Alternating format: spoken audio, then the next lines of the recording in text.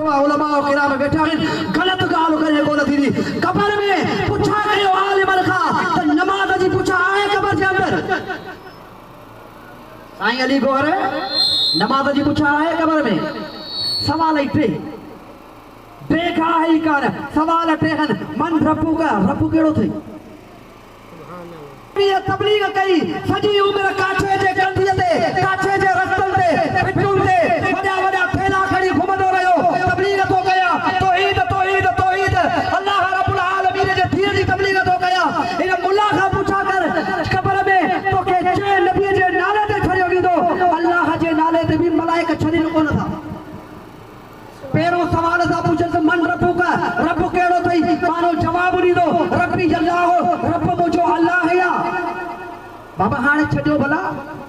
न पई चे रब जे नाले ते उमरा कई चे रब जे नाले ते तबलीग कई चे रब जे नाले ते मस्जिद ठाराई चे रब जे नाले ते ज़कात ॾिनई तव्हां त कोन ॾींदा आहियो ज़कात ॻाल्हायो लची छो था थियो जेके नथा ॾियो त अल्लाह ईमान ॾींदुव अल्लाह तौफ़ीक़ ॾींदुव जन जे मथां वाजिब आहे जन जे मथां फर्ज़ आहे जन खे रब नवाज़ियो आहे ख़ुदा रा पंहिंजे मिल्कियत मां ज़कात कढो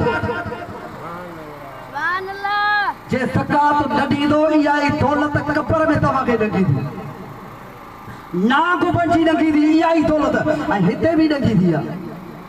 यारनि खां हिसाब हिते ई रब वठंदो आहे पर कंहिं कंहिंखे ख़बर पवंदी आहे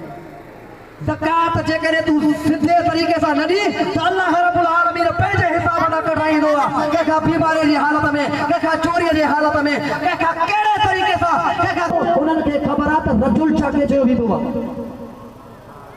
रजुल चयो वेंदो आहे मर्द खे रजुल चयो वेंदो आहे माण्हूअ खे ऐं मर्द जे लाइ ॿ शयूं ज़रूरी हूंदियूं आहिनि हिकिड़ो जिस्म छा ॻाल्हायो हिकिड़ो जिस्म ऐं ॿियो उनजो साह या रूह ॿई शयूं हूंदियूं त उहो मर्द सॾिबो जेकॾहिं ॿिन्ही मां हिकिड़ी शइ कान्हे का जिस्म आहे रूह न आहे तॾहिं बि मुर्दो आहे तॾहिं बि मुर्दो आहे रजुल चवनि था त हिन रजुल हिन शख़्स जे बारे में छा चवंदो है दुनिया जे तख़्ते ते नबीअ जो लफ़्ज़ बि कोन था इस्तेमालु कनि इहा अञा बि टेक्निक आहे जेका बाद में ॿुधाईंदो नबीअ जो लफ़्ज़ बि मलाइक इस्तेमालु कोन था कनि त हिन नबीअ जे बारे में छा चवंदो है पुछनि था त हिन शख़्स जे बारे में हिन माण्हूअ जे बारे में हिन मर्द जे बारे में छा चवंदो हुयो दुनिया जे तख़्ते ते पोइ जेकॾहिं दुनिया जे तख़्ते ते मञण वारो हुयो महबूब जो ग़ुलाम हुयो महबूब जो मिलाद मल्हाइण वारो हुयो आशिक़ रसूल हुयो त उहो चवंदो मर के पहुंचा हूं यहाँ इस दिलरुबा के वास्ते छा चवंदो मर वास्ते ऐं मलाइको छॾियो त मां हिन महबूब जो दीदार थो करे वठां हिन क़बर में आयो ई हिन महबूब जे सदके आया उहो महबूब जेको तोखे क़बर में बि कमु अचे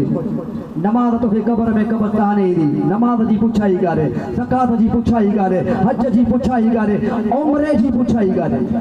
अब्दुल हक अब रिकॉर्डिंग त हेॾे घर मां हिकिड़ी भली ॻाल्हि थो कयां तुंहिंजे हाजी गुलज़ार जे लाइ थो ॻाल्हि कयां भली हिकिड़ी